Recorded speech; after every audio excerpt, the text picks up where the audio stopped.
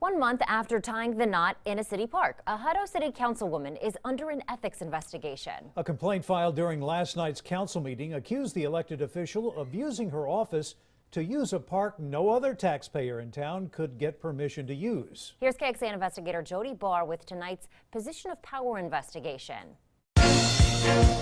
Nestled along the banks of Brushy Creek lies Hutto's brand new park. Until July 4th, the park was closed to the public. But a few weeks before that, City Councilwoman Patty Turner Martinez and her new husband used this pavilion to say their I do's. What did this park cost? Several million. City Councilman Tanner Rose didn't know the wedding happened. And I was just scrolling through Facebook and was going through some of the pictures. And noticed a familiar setting. I realized one of the bendy branches down by the water and then the pavilion. And I said, that looks like the new park we just are getting ready to open. And I said, but it wasn't open to the public at the time. The Councilwoman's Facebook page shows the wedding happened June 22nd. But this Hutto City Council video shows the park wasn't open to the public until 11 days later. Are we at a point where that'll be open to the public after tomorrow? Yeah, I think, thanks for bringing that up because moving forward, it'll be open from dusk to dawn. Rose says he decided then he needed to investigate, and so did we. Available facilities. The first stop, Hutto's website to see what parks are open for rental. Park's not even available. The new park still isn't on the list. 2 weeks ago, after 2 years of hard work by staff and City Council, Hutto Park at Brushy Creek is officially open. The city made a video telling the public about the new park. The park is open from dawn to dusk, 7 days a week. To rent a park pavilion like the one the councilwoman used, you have to file an application and pay a rental fee.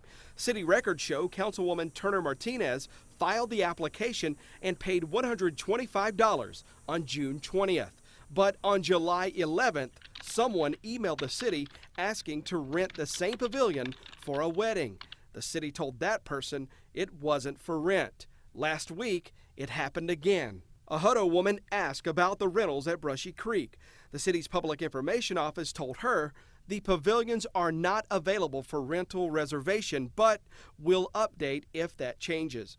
That Facebook post happened July 23rd, exactly 1 month after Councilwoman Patty Turner Martinez's wedding.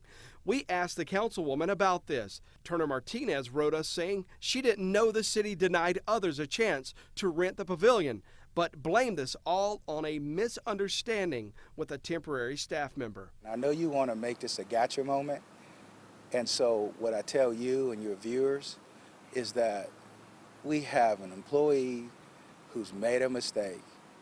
We've apologized for that. I understand that the young lady has been contacted. Hutto City Manager Otis Jones says this July 11th email from the city was a mistake. So who told him to send this message to this taxpayer?